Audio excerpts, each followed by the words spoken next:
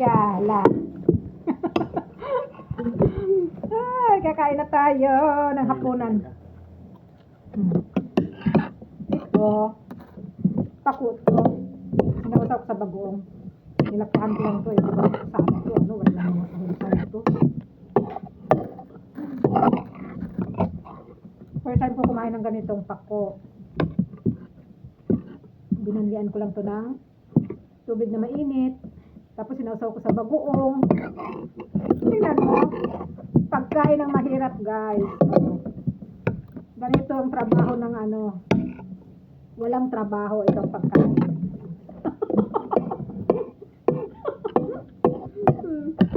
Tingnan nyo.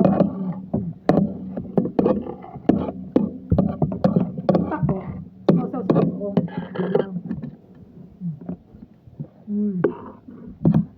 Pero nasa siyang gulay. Lasang pako.